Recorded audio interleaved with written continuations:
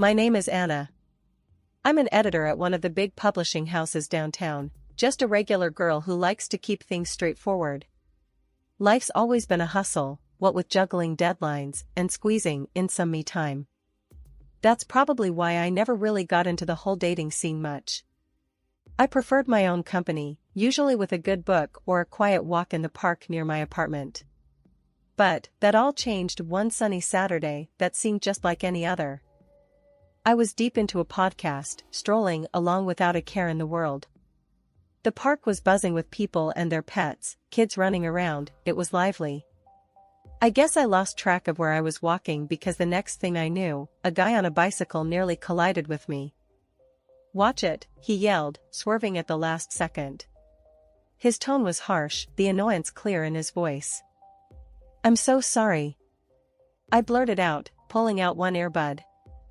I hadn't realized I'd wandered onto the bike path. He stopped his bike and turned around, looking more amused than angry now. "You gotta watch where you're going. This path's a jungle sometimes." "Yeah, my bad. Totally my fault," I admitted, feeling a bit embarrassed. I brushed a stray lock of hair from my face and gave him a sheepish smile. He laughed, and just like that, the tension dissolved. "I'm Tom," he said, extending a hand. "Anna," I replied, shaking his hand. His grip was firm, confident. "So, Anna, always this distracted, or is it just my charming presence?" He had this cheeky grin that made me chuckle. "Just a long week at work. My brain's off enjoying the weekend already." "Fair enough. I was just about to grab a coffee at that place over there." He pointed to a small cafe at the edge of the park. "Care to join me? You know, as a peace offering for almost sending me flying." I considered it for a moment. He seemed nice, and honestly, I could use a coffee. Sure, why not? I could use a good coffee story to tell. As we walked to the cafe, Tom was easy to talk to. He told me about his job at a car sales company and how he liked to spend his weekends biking or hanging out with friends. He wasn't from the city, he moved here because he thought it offered more opportunities. "You know, big city dreams and all that," he said with a smirk. I shared a bit about my job too, how I loved books and ended up making a career out of that passion. "Beats being stuck in a cubicle doing something you hate," I added. We reached the cafe and ordered our coffees. While we waited, I couldn't help but notice how comfortable I felt around him. It was strange because usually, I'm a bit reserved around new people. But with Tom, the conversation just flowed. After meeting Tom, we started hanging out more. He was funny and easygoing, but it wasn't long before I started noticing little things that bugged me. It was nothing major at first, just small comments here and there that made me raise an eyebrow. One Saturday, we decided to go out for dinner, and somehow, the topic of careers and family came up. We were just chatting about work and life, nothing serious, or so I thought. "So, how's the book world treating you?" Tom asked, taking a sip of his beer. "It's busy, as always. Deadlines don't stop for anyone," I replied, poking at my salad. "Yeah, I get that. But you wouldn't want to be stuck in that forever, right? I mean, eventually, you'd want to settle down, maybe cut back on the work hours," he said, casually. I paused, fork midair. "Not really, Tom. I love what I do. I don't see myself giving it up anytime soon or ever, really." Tom shrugged. "Sure, but what about when we have kids? Wouldn't you want to be around more?" The question caught me off guard. "We?" I chuckled nervously. "That's jumping way ahead, don't you think?" He laughed it off. "Yeah, you're right. Just thinking out loud, I guess." I tried to shake off the discomfort, but it lingered.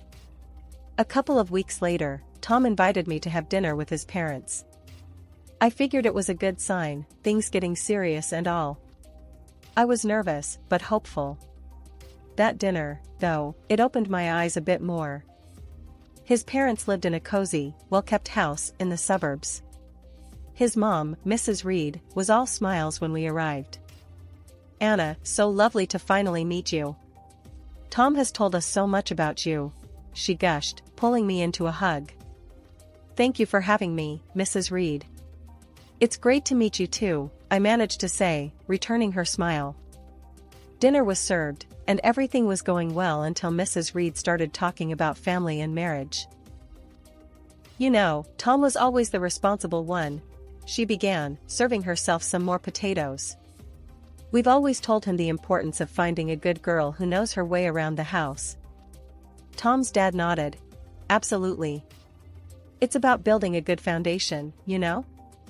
A man needs to provide, and a woman, well, she takes care of the home. I glanced at Tom, hoping he'd say something, but he just focused on his food. Mrs. Reed continued. It's how we raised our boys. Family first, right Tom? Right, Mom, Tom said, finally looking up. His agreement felt like a punch to the gut. I tried to keep my cool. It's interesting because I've always been pretty career-oriented. I love my job, and I believe in contributing equally. Mrs. Reed smiled, a bit too sweetly. Of course, dear.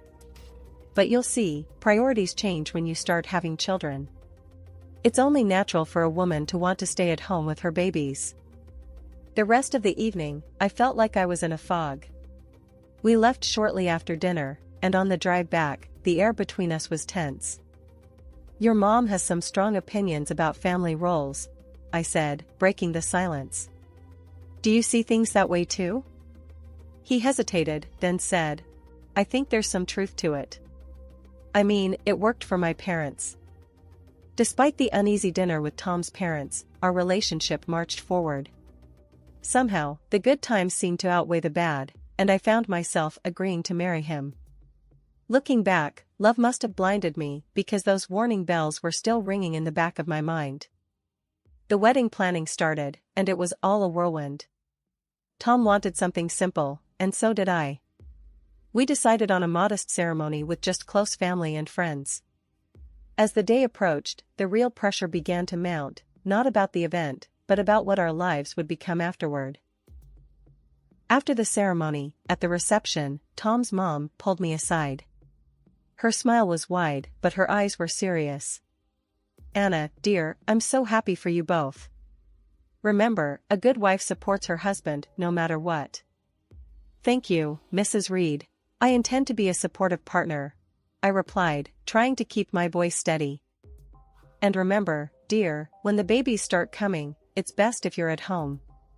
You can't trust strangers to raise your children. Her words felt like a warning, and the finality in her tone made my stomach turn.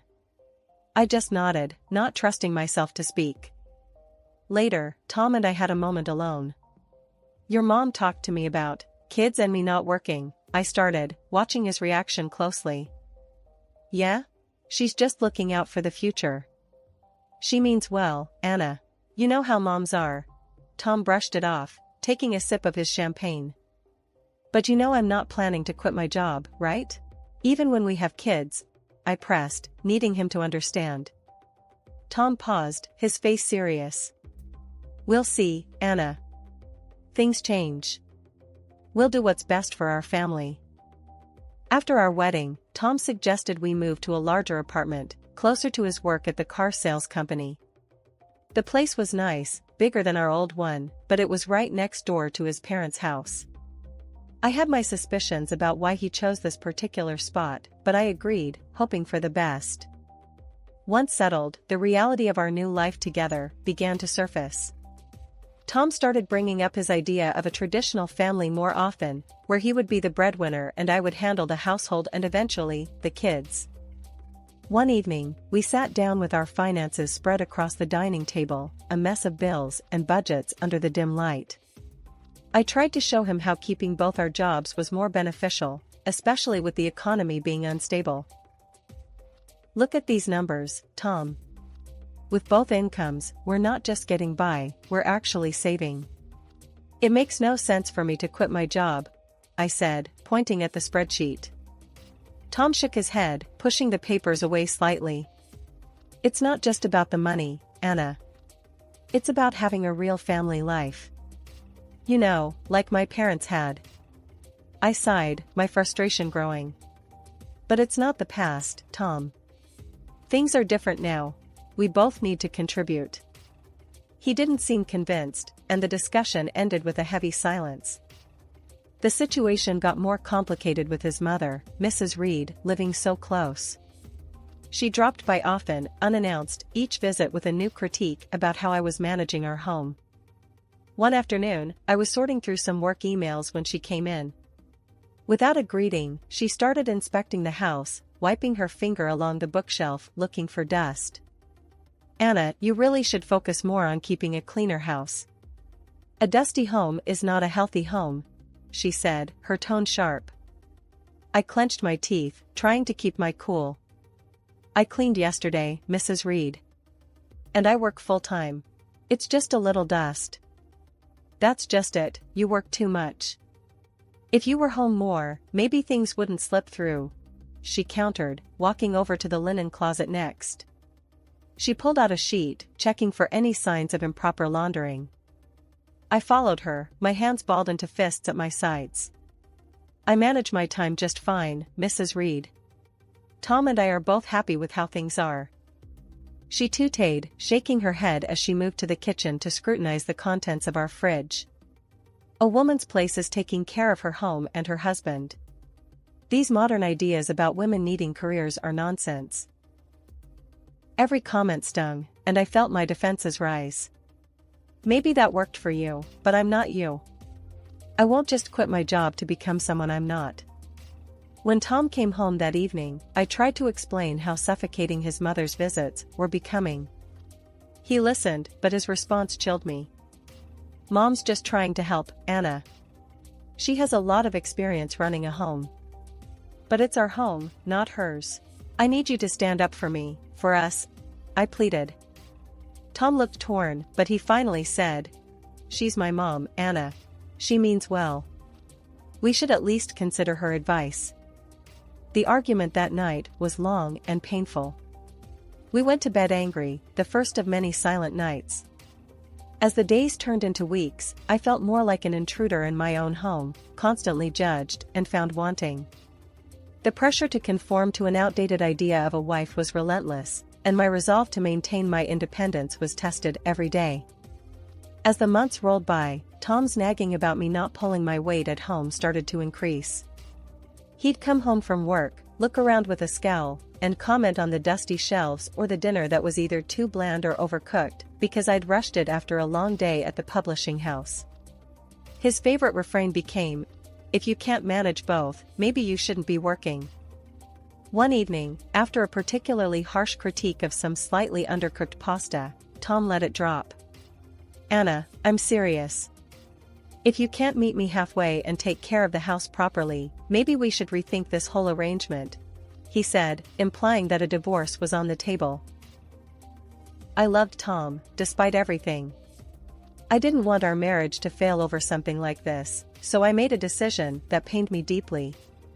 The next day, I talked to my boss, Ellen, about quitting my job to become a full-time housewife. Ellen was shocked and tried to persuade me otherwise. "Anna, you're one of our best. Are you sure about this?" she asked, concern etching her features. "I don't see any other way, Ellen. I have to try to make things work at home," I admitted, feeling defeated.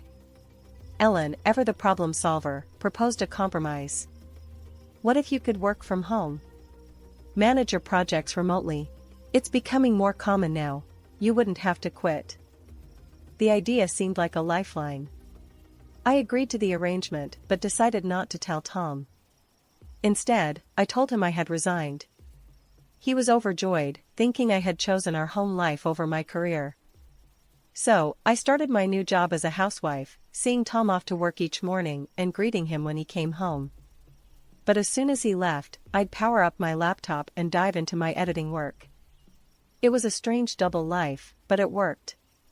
The money I earned from my remote job, I secretly saved in a separate bank account, just in case. However, living on just Tom's salary was tougher than we'd thought. Despite my best efforts to economize, 3 months later, we were scraping the bottom of the barrel. I tried to bring up the topic gently. Tom, I think it might be necessary for me to go back to work. We're running through our savings too fast. Tom's reaction was swift and angry. That's because you're spending too much. You need to learn how to save properly, he snapped. I was stunned. I hadn't bought anything for myself in months and always hunted for the cheapest deals at the supermarket. His words hurt deeply, and I felt a mix of anger and humiliation. The next day, his mother came over with a mission to teach me proper budgeting. She dragged me to the store and pointed out the cheapest, often poorest quality products. Buy these, Anna. Stop wasting money on expensive stuff, she lectured as we walked down the aisles. Back home, she showed me how to dilute dish soap to make it last longer. You use too much. You need to make do with less, she instructed, her tone patronizing. She even started checking my receipts, scolding me for any purchase she deemed unnecessary. Why are you buying this? Just stick to basics, she would say, shaking her head in disapproval. Living like this was unbearable. Every day felt more suffocating than the last. I was losing my sense of self to their imposed austerity, living under constant surveillance. The situation was becoming untenable. I was trapped in a life of pretended submission, and every part of me screamed for escape. But for now, I held on, biding my time and planning my next steps carefully. It all reached a boiling point one drizzly Tuesday evening. I was on the phone in the living room, pouring my heart out to my mom. I just don't know how much more I can take, Mom. His mother is constantly over here, teaching me how to stretch $1 until it screams. I get it, we need to save, but this is too much. Mom's voice was a mix of concern and anger. Anna, that's not normal. You need to have a conversation with Tom about boundaries. It's your home too, not just his or his mother's playground. Just as I was nodding, feeling a bit strengthened by my mom's support, Tom stormed in from the other room, his face red with anger. He must have heard me complaining. He snatched the phone right out of my hand. A wife shouldn't be complaining about her husband and mother-in-law like some street gossip, he snapped into the phone before hanging up. I was shocked, my hands shaking a bit. Tom, you can't just grab my phone and talk to my mom that way. Oh, I can't. Maybe if you had some respect for us, I wouldn't have to. His voice was rising, and I could see the veins in his neck bulging. Tom, listen to yourself. Can't you see this isn't healthy? I pleaded, hoping to reach some part of him that remembered what love felt like. But he was beyond reason. Healthy? My mom was right. I should never have married you. His words cut deeper than I would have expected. That's enough, Tom. I'm your wife, not some puppet you and your mom can control. I shot back, my own anger flaring up now. Then act like it or leave, he shouted, his face just inches from mine. I stared at him, disbelief and sadness warring inside me. You want me to leave? At 4 a.m.? It's dark and pouring rain outside. If you don't like how things are, then yes, get out. His eyes were cold, unyielding. I knew then that nothing I could say would change his mind or the situation. Shaking, I grabbed a few essentials, my laptop, some clothes, and my phone. I went for my purse next, but Tom was quicker. He grabbed it first, holding it out of my reach. You think you're leaving with this? I earned this money, not you. Fine, keep it, I said, my voice hollow. I couldn't believe this was happening. I called a taxi and waited by the door, my heart pounding. The taxi pulled up, and I stepped out into the cold night air, the rain drenching me immediately.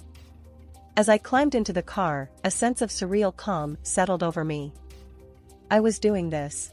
I was leaving. At the hotel, as I lay in the unfamiliar bed, I couldn't help but feel a surge of relief amidst the turmoil. Despite everything, I hadn't quit my job. My secret savings account, unknown to Tom, was now my lifeline.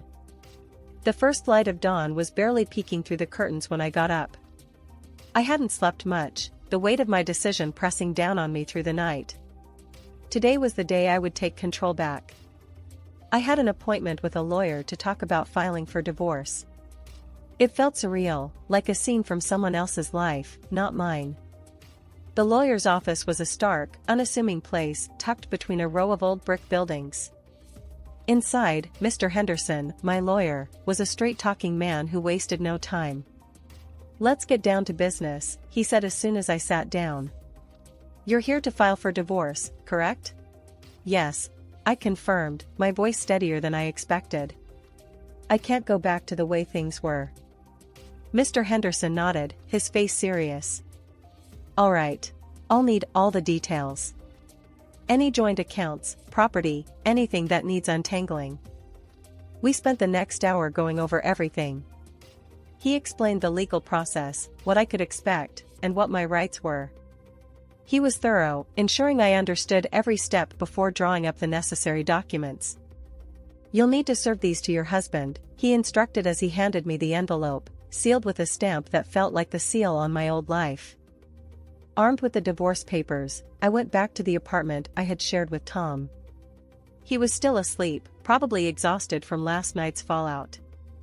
The apartment felt different as I packed my things. Every item I tucked away marked the end of another shared chapter. By the time I finished packing, Tom was stirring. He wandered into the kitchen, bleary-eyed and clearly confused to see my bags piled by the door. "What's going on?" he mumbled, scratching his head. I didn't have much to say, just actions to take. Instead of answering, I handed him the envelope. "These are for you," I said, my voice void of the emotion I felt churning inside. Tom tore open the envelope, a frown forming as he scanned the contents. "Divorce?" he laughed, disbelief lacing his tone. "You think you can just walk out and everything will be all right?" He looked up from the papers, his eyes cold. "Come back when you're ready to apologize, and maybe I'll consider taking you back.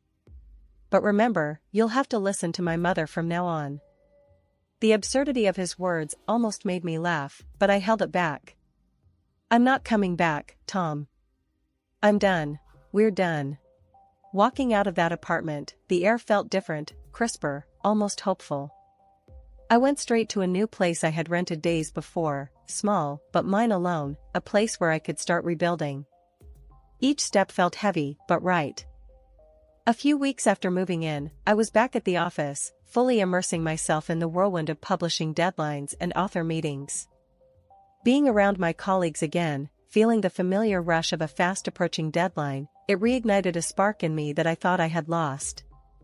Days at the office turned into weeks, and soon, I was back to my old routine, juggling manuscripts and deadlines with a newfound efficiency, fueled by my recent personal upheavals. It felt good to be back, really good. The familiar landscape of texts and typos was more comforting than I could have imagined. During this time, I reconnected with old friends, people who had known me long before Tom. We gathered for drinks after work, shared meals on weekends, and slowly, I started feeling more like myself than I had in years. Their laughter and light-hearted teasing grounded me, and in their company, I rediscovered parts of myself I'd forgotten. A few months into this new phase of my life, an unexpected call came. It was Tom. His voice was awkward, tinged with a desperation I wasn't prepared to handle. "Hey, I got laid off. Things are pretty rough," he started, his words stumbling over each other. "I was thinking, maybe you could help me out? Financially?" The request hung in the air, audacious and somewhat insulting, given our history. "And, maybe we could start over. Rebuild. I mean, if you apologize to me and my mom, show some commitment here." His voice trailed off, hopeful yet uncertain. I couldn't help it, I burst out laughing. The sheer absurdity of his proposal, after everything, was too much. "Tom, you really think I'd come back, support you and your parents, after you kicked me out? You're out of your job, and suddenly all your high and mighty principles flew out the window?" There was a pause on the line. "So, that's a no?" He sounded smaller somehow, deflated. "Tom, I'm doing well. Really well. And honestly, I'm enjoying my freedom too much to give it up again. I hope you find your feet, but it won't be with me." My words were firm, the final nail in the coffin of our relationship. After hanging up, I felt a surge of empowerment. Tom's call, although ridiculous, had affirmed something vital for me. I was truly free now, and no offer or plea was going to change that.